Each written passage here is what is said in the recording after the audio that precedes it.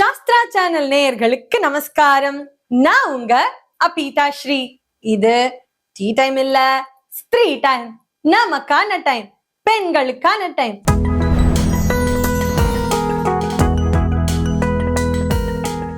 இன்னைக்கு எபிசோட்ல நம்ம என்ன பார்க்க போறோம்னு சொன்னா, ரொம்ப சின்ன விஷயம்தான். நம்ம எல்லாரும் மனசுக்குள்ளயும் இருந்துகிட்டே இருக்கிற ஒரு சின்ன விஷயம், ஆனா உண்மையான விஷயம். சிம்பிளா சொல்லணும்னா, balancing expectations and inner piece.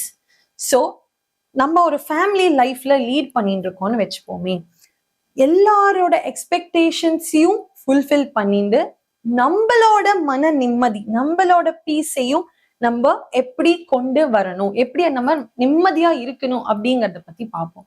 ஒரு ஸ்டோரியோட ஆரம்பிக்கட்டா. ஒரு ஃபேமிலி இருக்கு. ஒரு ஹஸ்பண்ட், ஒரு ஒய்ஃப், ரெண்டு குழந்தை அவ இருந்துட்டு இருக்கா. சோ அவ இருக்கும்போது அந்த குழந்தை ஜாலியா விளையாடிண்டு ரொம்ப ஹாப்பியா போயிட்டு இருக்கு. அவளோட லைஃப் நன்னாதான் போயிட்டு இருக்கு. அப்போ அந்த குழந்தை விளையாடிட்டே இருக்கு, அம்மாவோட விளையாடிட்டே இருக்கு, அம்மாவோட நார்மலா பேசிட்டே இருக்கு. அப்போ அந்த குழந்தை சந்தோஷத்துல அம்மா கிட்ட கேக்குது, நீ எப்பவுமா இவ்வளோ ஹாப்பியா இருந்த அப்படின்னு சொல்லிட்டு கேக்குது. அப்போ நான் எப்பவுமே ஹாப்பியா தானே கண்ணா இருக்கேன், நான் எப்பவுமே சிரிச்சுட்டே தானே கண்ணா இருக்கேன் அப்படின்னு சொல்லி அந்த அம்மா பதில் சொல்றா. சோ எல்லாம் முடிஞ்ச அப்புறம், எல்லாம் ஒர்க் எல்லாம் முடிஞ்ச அப்புறம் எல்லாத்தையும் முடிச்சுட்டு அந்த அம்மா போய் படுத்து தூங்குறாங்க. சோ அம்மா படுத்து தூங்கும் போது எல்லாரும் தூங்கின அப்புறம் அந்த ஒரு அமைதியில அவ யோசிக்கிறா, ஆமா நான் எப்பவுமே சிரிச்சுன்னு தானே இருக்கேன், ஆனா நிஜமாவே நான் உள்ளுக்குள்ள நிம்மதியா இருக்கேனா, நிம்மதியா அந்த சந்தோஷமா இருக்கேனா அப்படிங்கறத அவ யோசிக்கிறா. சோ அப்படி யோசிக்கும் போது அப்போ அவளுக்கு என்ன ஆன்சர் கிடைச்சிருக்கும்? இது அவளுக்கு மாத்திரம் வர கொஸ்டின்ஸ் இல்ல. பொதுவாவே நம்ம பெண்கள் மேரேஜ் லைஃப்னு இல்ல, நிறைய சிச்சுவேஷன்ஸ் எல்லாரோட எக்ஸ்பெக்டேஷன்ஸையும் ஃபுல்ஃபில் பண்ணணும்னு நினைக்கிற பெண்களோட மனசுல இருக்கிற கொஸ்டின் தான், நம்ம எப்போ நிம்மதியா இருந்தோம், எப்போ ஹாப்பியா இருந்தோம் அப்படின்னு சொல்லிட்டு அவ யோசிக்கிறா. சோ அதே மாதிரிதான் நம்ம எல்லாரும் யோசிச்சுட்டு இருக்கோம்ல. இதுல என்ன, இதை ஏன் இப்படி வருது? நம்ம எல்லாரோட எக்ஸ்பெக்டேஷன்ஸையும் ஃபுல்ஃபில் பண்ணணும்னு நினைக்கிறோம். சில இடத்துல நோ சொல்லலாமே, தப்பு இல்லையே. நம்மளால முடியாதுன்னா முடியாது, என்னால இது பண்ண முடியாதுன்னு சொல்லலாமே.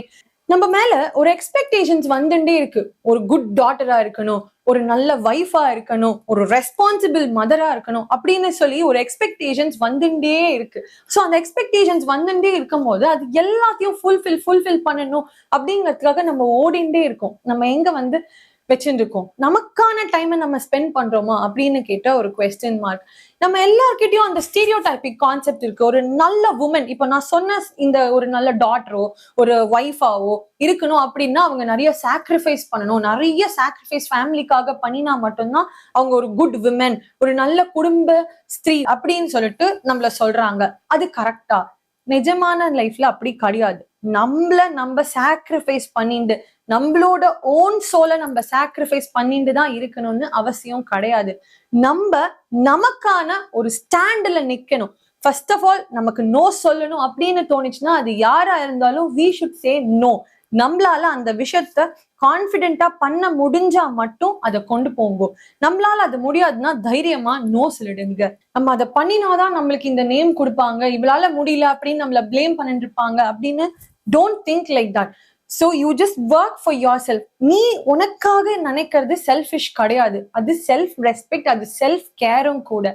ஸோ நம்ம ஒரு ஃபேமிலி லைஃபை லீட் பண்ணோம்னா ஃபர்ஸ்ட் ஆஃப் ஆல் நம்ம பீஸ்ஃபுல்லா இருந்தாதான், ஒரு விமனோட மைண்ட் பீஸ்ஃபுல்லா இருந்தாதான் அந்த ஃபேமிலி ஹாப்பியா இருக்கும். என்னை பொறுத்த வரைக்கும் happy wife is equal to happy life. ஒரு ஃபேமிலி ஹாப்பியா இருக்கணும்னா ஒரு உமன் அந்த இடத்துல பீஸ்ஃபுல்லா இருந்து அந்த ஃபேமிலியை வழி நடத்தணும். ஒரு குடும்பம் ஹாப்பியா இருந்தா ஒரு சொசைட்டியே ஹாப்பியா இருக்கும். சோ எல்லாரோட எக்ஸ்பெக்டேஷனும் ஃபுல்ஃபில் பண்ணணுங்கிறதுக்காக மட்டும் ஓடிண்டே இருக்காதீங்க. உங்களோட இன்னர் பீஸை கேரி அவுட் பண்ணி இதுல நம்மளால ஒர்க் அவுட் பண்ண முடியுமா அப்படிங்கறத நன்னா யோசிச்சு அதுக்கப்புறம் எல்லா விஷயத்தையும் முடிவெடுங்க. எல்லாத்தையும் நீங்க ப்ரோக்ரஸ் பண்ணுங்க. திரும்பியும் ஒரு நல்ல கான்செப்டோட உங்களை மீட் பண்றேன். Until then, bye from Apita Shri.